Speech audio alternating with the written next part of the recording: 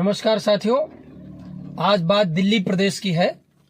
दिल्ली के अंदर जो अरविंद केजरीवाल के इस्तीफे को लेकर के पूरे देश में हाय तौबा भारतीय जनता पार्टी ने मचा रखी है। तो कहना हम ये चाहते हैं कि भारतीय जनता पार्टी का जब कोई मामला आता है, उनका जब कोई मिनिस्टर करप्शन करता है, उनका जब किसी प्रदेश का सीएम दिक्कत करता है, कुछ ऐसे फैसले लेता है तो जनता को मंजूर नहीं होते हैं, ऐसे ऐसे काम करता है जिससे आम पब्लिक को दिक्कत होती है। कई बार कई डेवलपमेंट के कमीशन जैसे दिक्कतों में फंसता है जब उनका सीएम से लेकर के मिनिस्टर्स तक, तब उस मुद्दे को उजागर करने के बजाय भारतीय जनता पार्टी उस मामले को दबाती है। भारतीय जनता पार्टी उस मामले को दबाने का काम करती है। लेकिन दिल्ली के अंदर अरविंद केजरीवाल के ऊपर शराब नीति को लेकर के, शराब घोटाले को लेकर के आरोप लगते ही अरविंद केजरीवाल की जांच शुरू हुई। अरविंद केजरीवाल को अरेस्ट किया गया, रिमांड पे लिया गया, जेल भेजा गया और जेल से छूटने के बाद अरविंद केजरीवाल जब दिल्ली पहुंचते हैं, माननीय न्यायालय के द्वारा जब जमानत होती है, दिल्ली पहुंचते हैं, तो दिल्ली पहुंचते ही अरविंद केजरीवाल इस्तीफे की पेशकश कर देते हैं कि अब मुख्यमंत्री पद से हम इस्तीफा दे रहे हैं, मुख्यमंत्री नहीं रहेंगे। अब जनता तय करेगी अगले चुनाव में, 2025 में जो चुनाव होने वाले हैं दिल्ली के अंदर, तो उसमें जनता तय करेगी कि अरविंद केजरीवाल को पुनः मुख्यमंत्री बनाना है दिल्ली का या नहीं बनाना है। तो इस बात पर एक सवाल ये खड़ा होता है कि क्या अरविंद केजरीवाल की जगह कोई दूसरा मुख्यमंत्री अगर भारतीय जनता पार्टी का होता तो इस्तीफा देता या नहीं देता। ये आप लोग सोचिए और सोच समझ के हमें बताइए जरूर। दूसरी बात एक ये है कि भारतीय जनता पार्टी चलती चलाई सरकारें गिरा देती हो, चाहे महाराष्ट्र की सरकार हो, उद्धव ठाकरे की सरकार गिराने का काम किया, एकनाथ शिंदे के साथ सरकार बना ली, चाहे बिहार का मामला हो, तेजस्वी यादव के सरकार के साथ सरकार चल रही थी, उस सरकार को गिरा करके नीतीश जी के साथ सरकार बना ली। पहले उन्हीं लोगों की बुराई करती है भारतीय जनता पार्टी।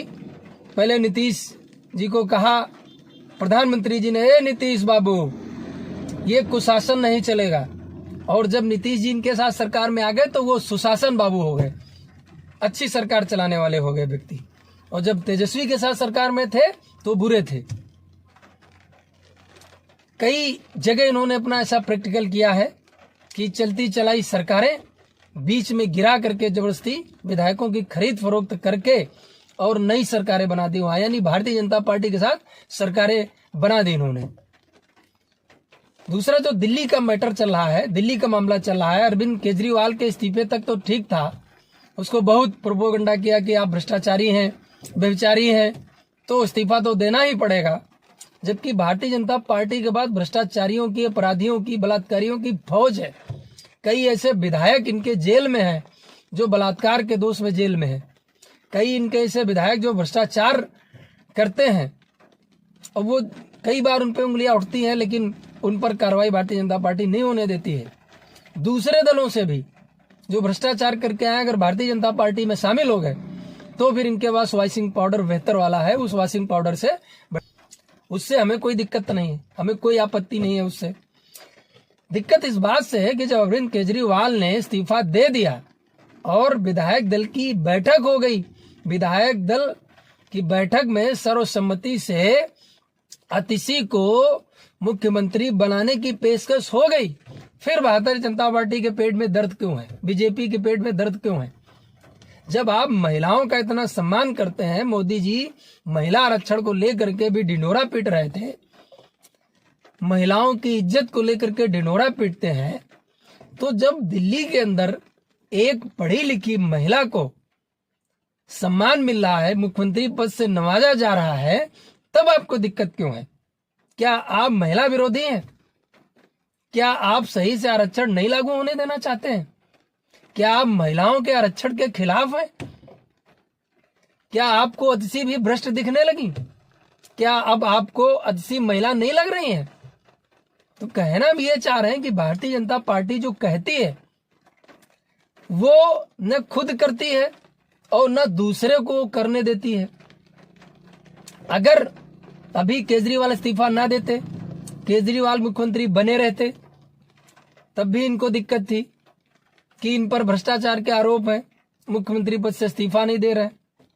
और जब इस्तीफा दे दिया, अब अतिशी जी को सर्वसम्मति से मुख्यमंत्री पद के लिए चुन लिया गया। अब इनको इसमें दिक्कत है।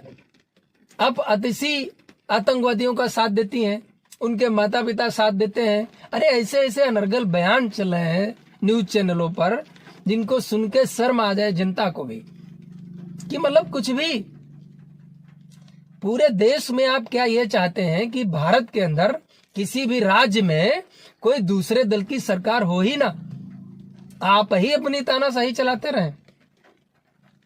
तीसरी बार आप देश के प्रधानमंत्री हैं मोदी जी।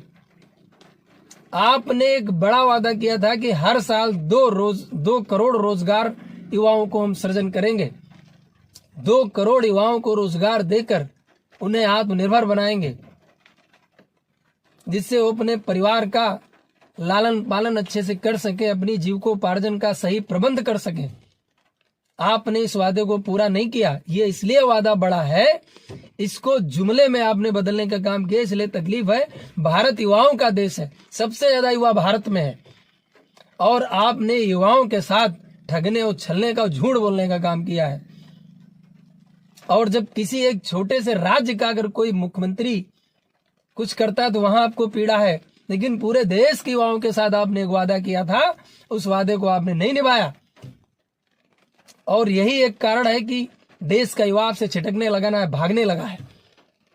इस बार आपने देख लिया क्या हंस रहे, पेवर सरकार आपने चलाई 2 बार, इस बार युवाओं ने उठा के फेंक दिया आपको। भाजपा सरकार से आप एनडीए सरकार में आ गए, फिर एक बार भाजपा सरकार का नारा कहीं चला गया, जनता भूलने लगी कभी नारा आपने दिया था ये। अब एनडीए सरकार होने लगा है। हमने देखा इन 10 सालों में कभी आपने संविधान को नतमस्तक होके नमन नहीं किया था। इस बार जब आपने शपथ ली तो भारतीय संविधान को आपने प्रणाम किया था, सर माथे लगाया था। तो कहना हम ये चाहते हैं कि ज्यादा आप जो है, इसके पहले भी केजरीवाल सरकार में संजय सिंह को आप जेल भेज चुके हैं।